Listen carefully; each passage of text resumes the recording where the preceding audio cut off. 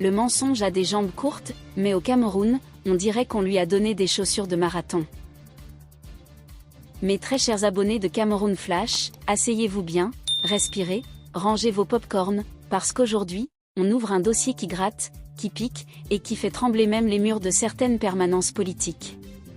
Et comme d'habitude, avant qu'on commence, petit jeu, devinez dans les commentaires la phrase culte que l'un de nos ministres préférés va sortir pour justifier tout ça. Vous savez qu'ils sont créatifs. On verra qui trouve.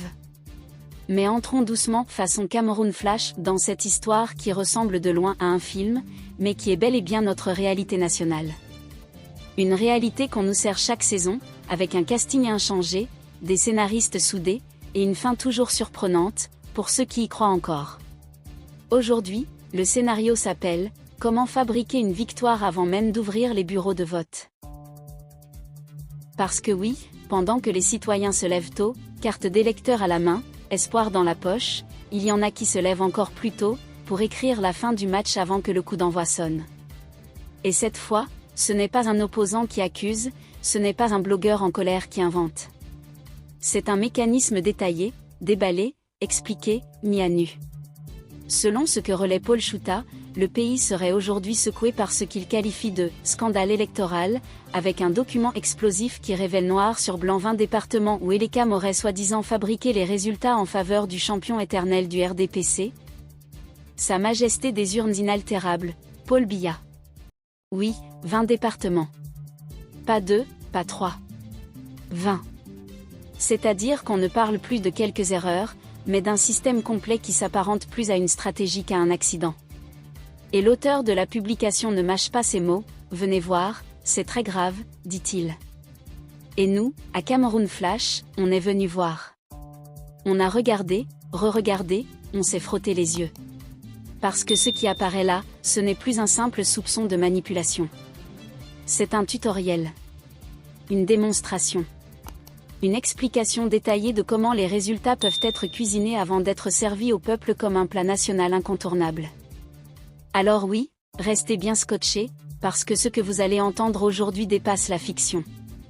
On parle d'un dispositif que certains décrivent comme une machine électorale, huilée, rodée, stable, constante.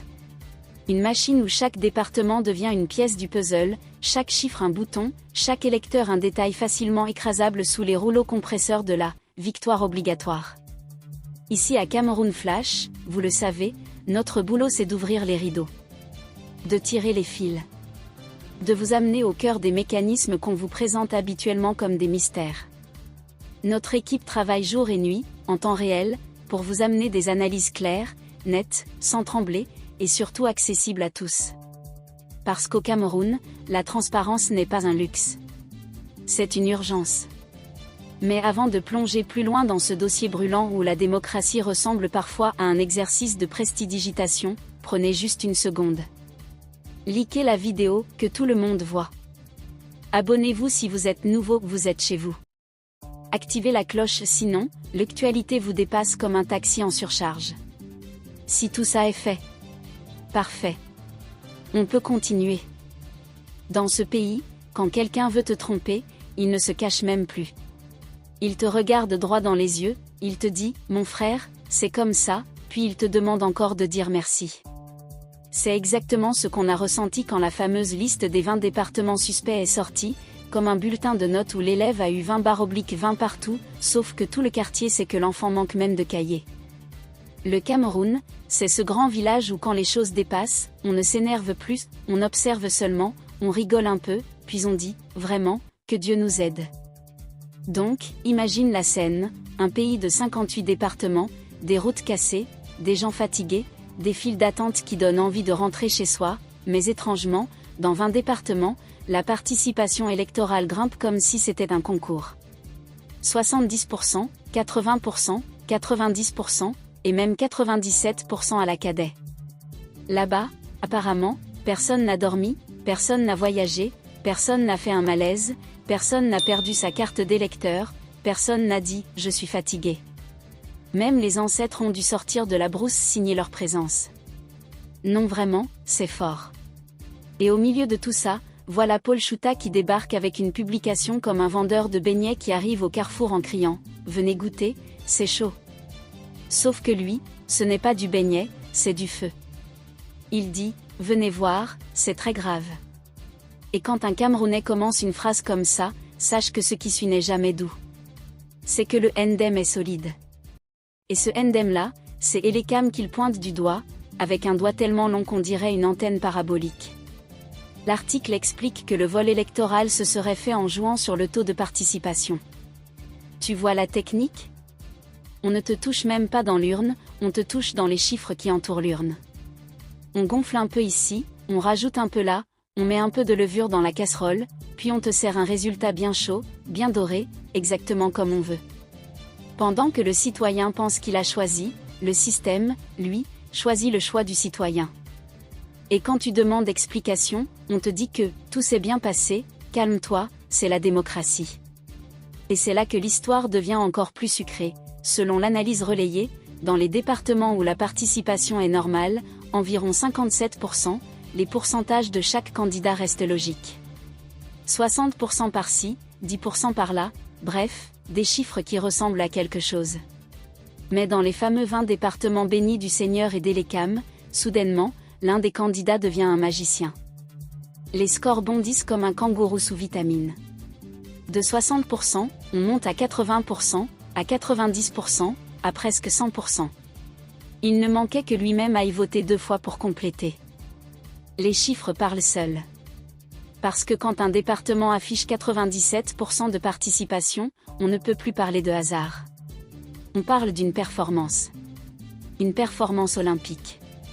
Même dans les quartiers où les gens vont voir les matchs de football, tu ne rassembles pas 97% des vivants au même endroit, à la même heure. Mais là, miracle. Tout le monde a voté, même ceux qui n'avaient pas prévu de voter. C'est fort. Et le plus drôle dans tout ça, c'est que ce mécanisme fonctionne comme une cuisine, on prend les départements tranquilles comme référence, on regarde ce qu'ils racontent, puis on prépare la sauce spéciale dans les départements stratégiques. C'est comme si tu fais un dolé pour 10 personnes, mais dans 4 assiettes seulement, tu rajoutes 3 kg de viande. Quand quelqu'un demande pourquoi les autres assiettes sont vides, tu réponds calmement, non, c'est la répartition. C'est ça qu'on vit ici. Camerounais comme nous sommes, on voit ça, on rit, mais au fond de nous, on sait que l'histoire n'est pas drôle. Ça nous rappelle ce sentiment-là, celui qu'on a quand on dit « je savais », mais que ça fait quand même mal. Parce qu'un pays de 28 millions d'habitants ne peut pas fonctionner comme un coin de bar où quelqu'un décide qui doit gagner au jeu de cartes. Et pourtant, chaque élection, on dirait que c'est le même film, le même acteur principal, les mêmes figurants, les mêmes applaudissements forcés. Le scandale ici n'est pas seulement le vol. C'est la créativité du vol. C'est l'audace. C'est la confiance qu'ils ont que personne ne va rien dire. C'est ce sourire discret, ce petit sourire-là, celui qui dit « Vous allez faire quoi ?» Et c'est pour ça que l'histoire provoque une colère nationale. Pas seulement parce qu'on a truqué, mais parce qu'on a truqué en pensant qu'on ne verrait rien. Parce qu'on a oublié que dans ce pays, l'œil du peuple est comme celui du hibou, même dans le noir, ça voit loin. C'est maintenant qu'on entre vraiment dans la viande du ndem. Parce que ce que la publication explique, ce n'est pas seulement qu'il y a eu des irrégularités. Non. C'est la façon. La méthode. Le procédé. Le style même.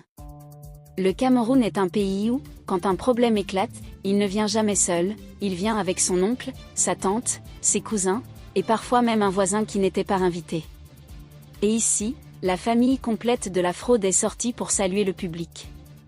On découvre que le système repose sur un principe simple, si tout le monde vote beaucoup, mais que les proportions restent cohérentes, ça passe. Ça glisse. Personne ne crie. C'est propre. Mais si dans certains départements, les proportions deviennent soudainement inflationnistes comme le prix de la sardine au quartier, alors là, on commence à sentir l'odeur du poisson pas frais. Et c'est exactement ce qui s'est passé dans ces 20 zones stratégiques dont tout le monde parle. Parce que dans les départements normaux, ceux où les gens votent comme ils peuvent, où la pluie tombe, où les taxis refusent de sortir, où la carte d'électeur se perd parfois dans un vieux pantalon, les ratios restent logiques. Paul Biya prend son pourcentage, Chiroma prend le sien, les autres se partagent le reste, et la vie continue. C'est comme un partage de repas où chacun prend ce qu'il peut selon sa force. Rien de bizarre. Mais dans les départements suspects, soudainement, Paul Biya prend tout. Il prend même ce qui n'était pas prévu pour lui. Il prend même ce qui n'existe pas. On dirait un oncle au deuil qui, pendant que les autres pleurent, lui est déjà en train de remplir son sac. Et quand tu te demandes comment il a eu tout ça, on te dit, c'est la tradition. Ici, la tradition, c'est que dans certains départements, l'électeur ne se déplace jamais, mais son vote, lui, fait un marathon. Et attention, ce n'est pas une montée normale. Ce n'est pas de 60% à 63%. Non. C'est 60% à 80%, 90%, jusqu'à 97% dans la cadet. 97%. Dans ce département, ce jour-là, la vie s'est arrêtée. Personne n'a fêté un anniversaire, personne n'a arrosé les fleurs, personne n'a gardé la boutique, personne n'a été malade. On dirait qu'à la cadet, même les moustiques ont voté.